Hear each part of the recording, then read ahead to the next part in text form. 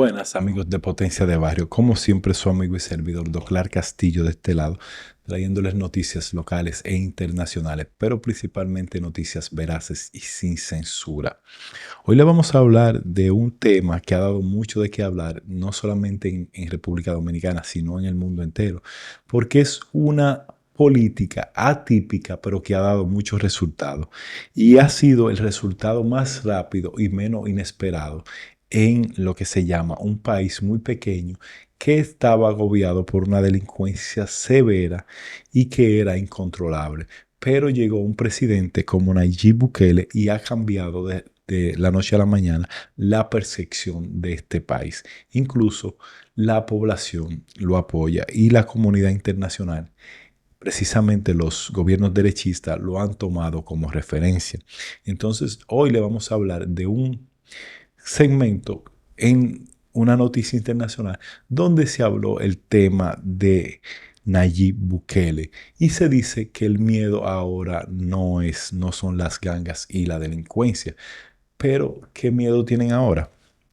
Porque recordemos que muchos países, hablemos de Singapur, que Singapur fue un país que estaba abarrotado por la delincuencia y también en los años 60 y también estuvo eh, en convulsión debido a lo que se llama la corrupción. Nayib Bukele ha traído un método similar a lo que es el método eh, de Singapur. Entonces, eh, ha cambiado extraordinariamente la percepción de seguridad de El Salvador. De pasar a ser el país más inseguro de América, ahora es el más seguro. En apenas, eh, desde el 2022 hasta la fecha, en apenas 3 4 años. Es decir, un cambio abismal. Entonces, cuando fueron entrevistados, varias personas dicen, ahora el miedo es otro. ¿Cómo ha cambiado la vida en El Salvador en los últimos 4 años de guerra de Bukele contra las maras? Caminando por un vecindario de El Salvador, construido sobre una colina, Adelina Rosales, que es una residente, señala hacia un callejón. Aquí aparecieron 5 muertos. Durante años vivió con su esposo y sus hijos pequeños en La Campanera, un barrio en las afueras de la capital de El Salvador, que en la última década se ganó la fama de ser uno de los países, de las partes o uno de los barrios más peligrosos del planeta. Íbamos a la iglesia con nuestros hijos cuando escuchábamos el alboroto, recuerda Adelia. Fue entonces cuando nos dimos cuenta de que había muchos muertos en la colonia. Maestra de preescolar, cuenta que días como aquel eran comunes en el tiempo en el que la Campanela albergó a líderes del barrio 18. Recordemos que el barrio 18 es una de las maras más peligrosas, una de las pandillas criminales que hicieron de El Salvador un país de 6 millones de habitantes, la nación con la tasa de homicidios más alta del mundo en el 2015. Gran parte de las muertes se debieron a la guerra entre Barrio 18 y su rival, la Mara Salvatrucha o MS-13. Sin embargo, Adelia dice que en el 2022 el escenario empezó a cambiar. Fue entonces cuando la Asamblea Legislativa de El Salvador, controlada por aliados del presidente Nayib Bukele, decretó un régimen de excepción e impuso medidas drásticas para combatir el crimen en esa nación. Entre otras cuestiones, las medidas permitieron a la policía arrestar personas sin órdenes judiciales y mantenerlas detenidas por largos periodos de tiempo antes de una acusación formal, además de dificultar que los detenidos tengan un acceso a la defensa. Desde el inicio de este régimen de emergencia, que todavía está en vigor, unas 90,000 personas han sido encarceladas y acusadas de vínculos con pandilla. Incluso según Adelia, todos los criminales que aterrorizaron su colonia están presos en este momento. Ni en sueños imaginaba que algún día eso cambiaría y que lo haría tan rápido, exclama la maestra. Durante una visita a la Campanera a finales de mayo, este equipo de BBC News Brasil no identificó ninguna señal de presencia de pandillas, es decir, pandilla cero. Los niños jugaban en la calle hasta altas horas de la noche. Los clientes comían en los puestos de comida y decenas de soldados armados con fusiles patrullaban el vecindario. ¿Qué ha pasado con el modelo Bukele? En varias naciones de América Latina, candidatos que prometieron adoptar medidas similares a las del presidente salvadoreño en la lucha contra el crimen se han impuesto en las elecciones presidenciales recientes, el llamado modelo Bukele.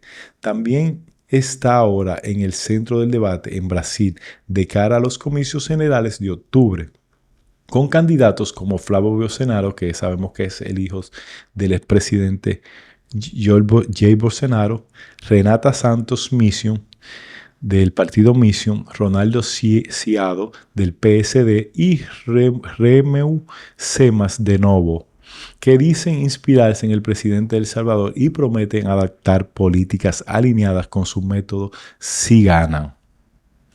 Bukele se ha convertido en un referente para los políticos de otros países y goza de una gran popularidad en El Salvador gracias a la transformación de La Campanera y otros barrios que antes estaban controlados por pandillas. En julio, un ranking de la consultora BC Global Data señaló a Bukele con un 67.4 de aprobación en el país centroamericano como el líder más popular de América Latina. Para hacer cumplir su política de seguridad, sin embargo, el presidente ha concentrado el poder a nivel sin precedente en la historia reciente del país, un escenario que ha llevado a los críticos a acusarlo de intimidar a la oposición y debilitar las instituciones democráticas.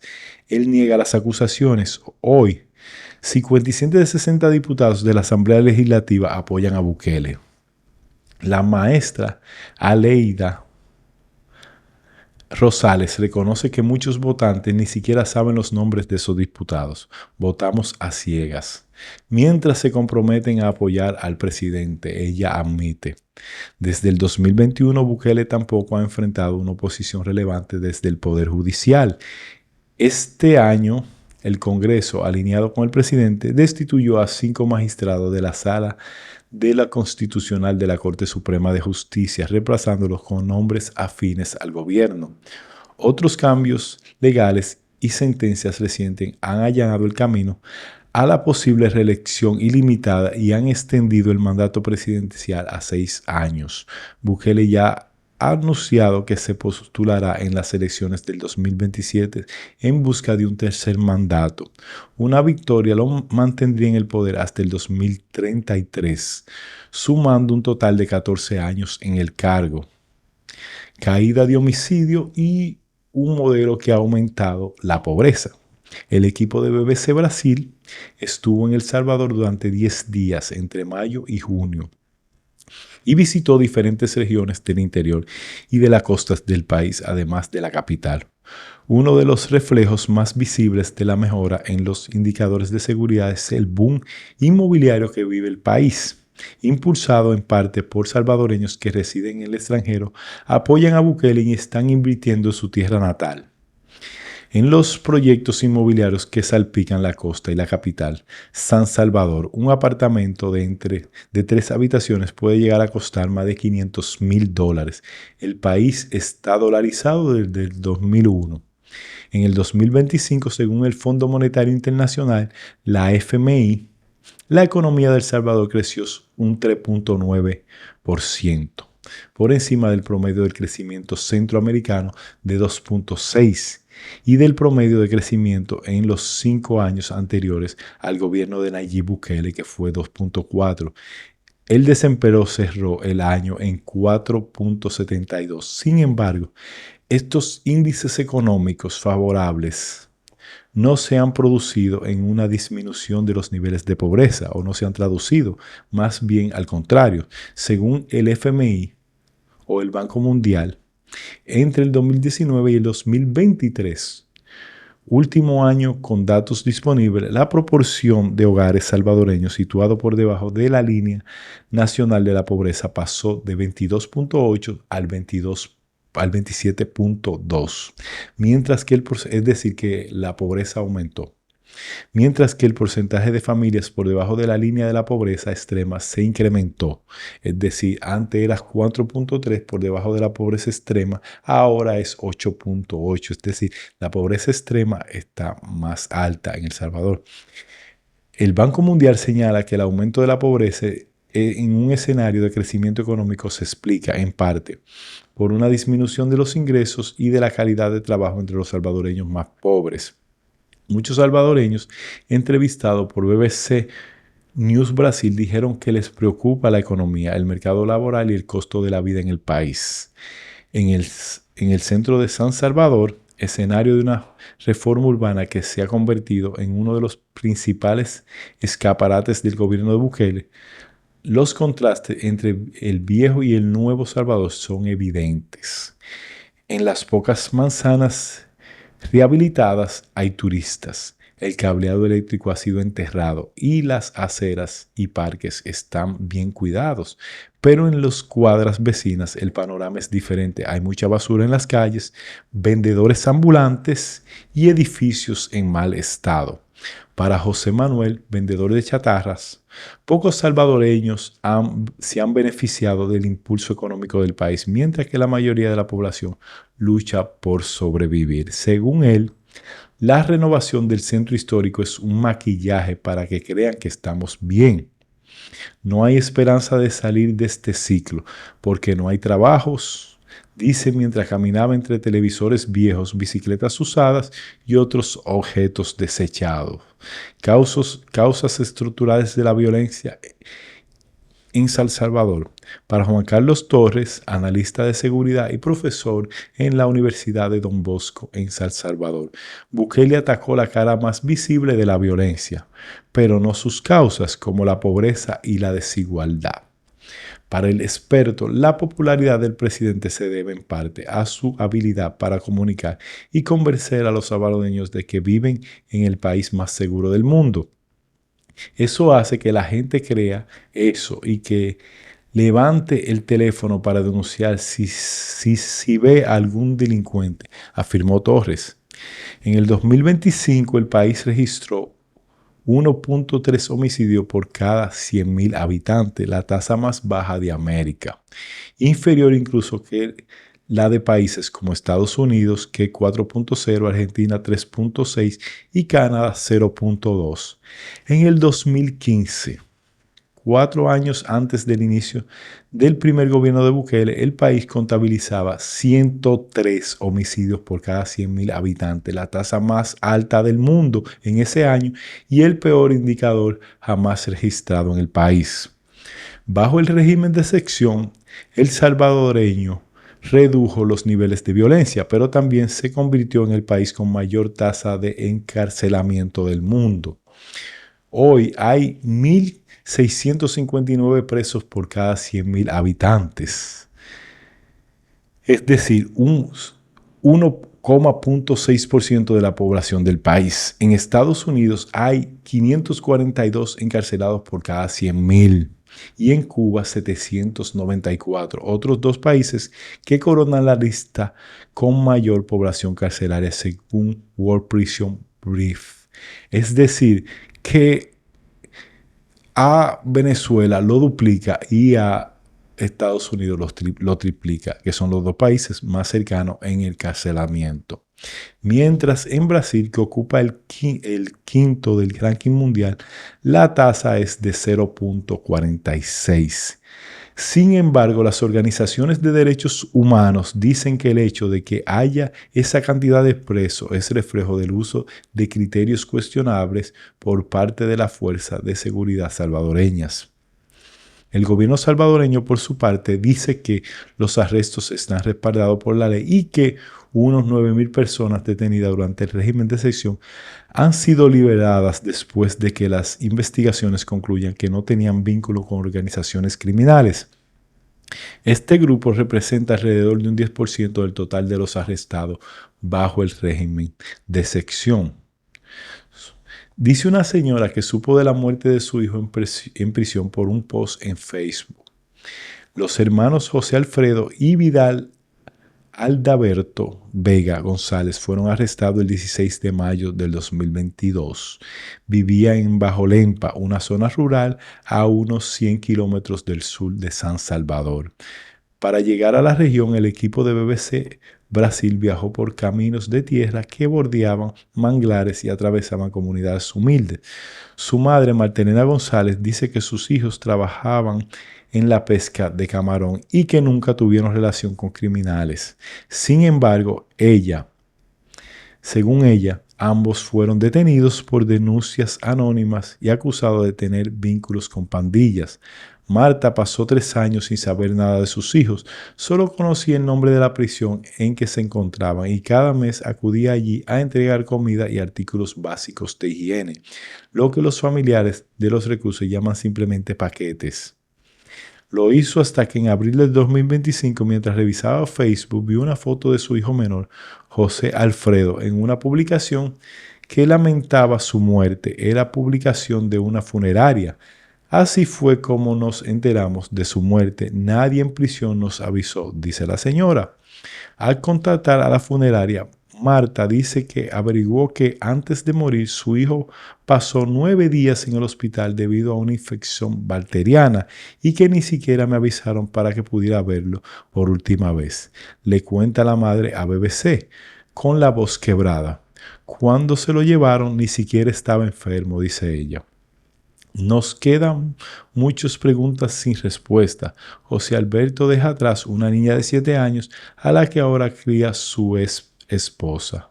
Él es una de esas 537 personas arrestadas durante el régimen de excepción que murieron estando bajo custodia del Estado antes de ser juzgado, según Ayuda Legal Humanitaria, una ONG en El Salvador.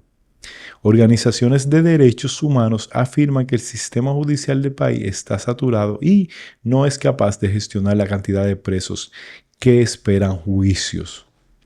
Dice que los detenidos pueden pasar años en cárceles sin una acusación formal o sin saber de qué se le acusa. Familiares de presos que hablaron a BBC News Brasil reportaron incluso casos de detenidos que aún después de que la justicia ordenara su liberación, llevan meses esperando que se cumpla esa orden. BBC News Brasil consultó al gobierno de El Salvador sobre estos casos, pero no obtuvo respuestas. Reiteradas solicitudes de entrevistas con ministros del gobierno y diputados aliados de Bukele para hablar sobre la política de seguridad del país también fueron rechazadas. En el 2026, para aliviar el sistema judicial, El Salvador puso en marcha colectivos de miles de acusados de pertenecer a facciones, pero los críticos dicen que estos megajuicios impiden analizar los casos individuales y perjudican el derecho de los acusados a defenderse. Hay muchos que dicen que es una dictadura de otro tipo, la que tiene Bukele. Samuel Ramírez, coordinador del movimiento Víctimas del Régimen Móvil, un grupo que reúne a familias de personas encarceladas bajo el régimen de excepción, asegura que El Salvador es ahora una dictadura. El Bukele dirige el país como si fuera su propia empresa y no permite que nadie lo contradiga, dice Ramírez, quien durante la Guerra Civil salvadoreña de 1979 a 1992 fue guerrillero del Frente Farabundo Martín para la Liberación Nacional, FLN. El grupo, con su ideología marxista y apoyado por la Unión Soviética, luchó contra las tropas gubernamentales financiadas por Estados Unidos. Tras el fin del conflicto, el FMLN se convirtió en el partido político. Bajo esa agrupación comenzó Bukele su carrera política, cuando en el 2012 fue elegido alcalde del municipio de Nuevo Cascalatlán y en el 2015 de San Salvador. Hoy el presidente pertenece a Nuevas Ideas, un partido que creó tras ser expulsado del FMLN por desacuerdos internos y que rechaza las etiquetas de izquierda y derecha, aunque los analistas lo describen como conservador. Sin embargo, Ramírez matiza que no considera la administración de Bukele una dictadura clásica, ya que dice que el gobierno intenta presentarse como una democracia. Bukele no es un Hitler o un Pinochet. Nunca ordenó que nos disparen durante una manifestación, nunca ordenó que nos asesinen, porque sabe que hoy todos llevamos un celular, explica Ramírez. Este ingeniero habla con BBC News Brasil durante una manifestación en una soleada mañana de mayo, cuando unas pocas docenas de mujeres caminan hasta la sede de la Fiscalía General de la República en San Salvador para entregar una carta pidiendo la liberación de sus hijos. Para el politólogo canadiense y experto en seguridad pública Robert Mugabe, los resultados de la política de seguridad de Bukele son indiscutibles, pero se dieron a expensas del sistema democrático. Mi preocupación es a largo plazo. Esto tiene serias implicaciones para la independencia de los tribunales, para los derechos civiles y para las garantías de los ciudadanos, dice el politólogo. Los críticos acusan a Bukele de perseguir a sus opositores, incluidos periodistas y defensores de los derechos humanos. Muchos han abandonado el país en los últimos años alegando temer por su seguridad. El periódico digital El Faro, uno de los medios salvadoreños más críticos con Bukele, trasladó su sede central a Costa Rica en abril de 2023. Representantes del medio dijeron que el cambio se debió, entre otros factores, al miedo de que los periodistas fueran acusados de colaborar con las pandillas ante la amplia interpretación de la legislación adoptada para combatirlas. En varias ocasiones, el medio entrevistó a miembros de la pandilla sobre supuestos vínculos y presuntas negociaciones entre estos grupos y los funcionarios del gobierno. Bukele niega perseguir a periodistas y organizaciones de derechos humanos. En diversas ocasiones dijo que estos grupos pertenecen o permanecen o parecen estar más preocupados por proteger los derechos de los delincuentes que los derechos de los ciudadanos afectados por la delincuencia. Mugabe también cuestiona la posibilidad de replicar la política de seguridad de Bukele en países más grandes como Brasil. Según él, las pandillas salvadoreñas eran muy territoriales y tenían marcas muy claras, como los tatuajes, que hacían que fuera relativamente sencillo para saber quién era y quién. Además, El Salvador no es un mercado relevante de drogas ni una ruta indispensable para el tráfico internacional, lo que limita el poder y la capacidad de expansión de estas organizaciones, afirma el politólogo. Mientras tanto, el Comando Bermejo y el primero Comando de la capital, las principales agrupaciones criminales brasileñas, funcionan más como empresas multinacionales que como pandillas callejeras, lo que hace mucho más complejo combatirla, según Mugabe. Según el experto, el caso de Ecuador, donde desde el 2024 el gobierno también ha usado el régimen de excepción para luchar contra el crimen organizado, deja patente la dificultad de replicar el modelo de Bukele en países más grandes. Después de adoptar esta estrategia, el país registró un número récord de homicidios el año pasado. Lo que pasó allí fue que la violencia terminó desplazándose a otras áreas, observa Mugabe. Y dicen algunos que el miedo ahora es otro. Con la disminución de los índices de violencia en El Salvador, algunos se preguntan por qué el gobierno mantiene el régimen de excepción, una medida que debe ser renovada cada 30 días. Para el artista Melvin Gómez, que da clases de pintura a jóvenes en comunidades pobres en las afueras de El Salvador, el miedo ahora es otro, que la gente no puede alzar la voz, su derecho a manifestarse porque hay un régimen. La campanera, la maestra Adelia Rosales, dice que espera que Bukele se mantenga en el poder durante varios años. Siento que aún no ha terminado el proyecto para dejarnos la seguridad ya establecida, afirma la maestra. Cuando se le pregunta si no teme que El Salvador se repita una historia ya común en la región en la que presidentes populares se convierten en líderes autoritarios que se niegan a dejar el poder, ella reflexiona: puede pasar. Nada está escrito en piedra. La política es un proceso dinámico. Aún así, dice que los cambios en la seguridad promovidos por Bukele la hacen sentirse esperanzada respecto a los nuevos avances. Algunos pueden decir que la vida está cara, pero comer un plato de frijoles tranquilo no es lo mismo que comer un pedazo de carne pensando que van a tocar tu puerta y que te van a llevar como lo hacían las maras.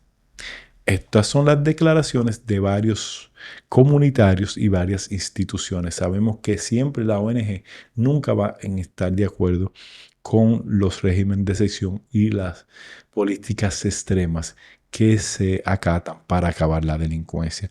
Pero no es una mentira y no es un secreto a voces que Nayib Bukele ha reformado la percepción del Salvador y cuenta con un apoyo desde la mayoría del pueblo salvadoreño. Esto no es un secreto a voces, pero tampoco es algo que debemos tomarlo por granting o por pequeño, como dicen los americanos. Independientemente de que el régimen de excepción y los encarcelados son muchos en El Salvador y que existen excepciones en los tratos, no es menos cierto que El Salvador necesitaba una política extrema como esta para poder salir de toda esa delincuencia y esa inseguridad ciudadana que llevaron cargando durante tantos años y que los ciudadanos más pobres y los trabajadores era los que le tocaba la carga más pesada porque sus hijos eran violados, sus hijas eran violadas, le cobraban un peaje en los establecimientos de expendios que yo tenía. Y era un desastre, no se podía caminar en las calles de El Salvador en horas de tardes de la noche. Es decir, que ha tenido repercusiones también negativas el modelo Bukele, pero creemos que las positivas son mayores. Es decir, que si sopesamos entre bueno o malo, el modelo Bukele ha sido un respiro y un aliciente para ese pueblo salvadoreño que dejó de ser el país más inseguro y más peligroso de América y uno de los más del mundo a ser el más seguro de toda América. Es decir, el modelo Bukele ha funcionado y por eso quiere ser replicado en otras latitudes del mundo. Desde su plataforma suscríbanse, den like y comenten Potencia de Barrio.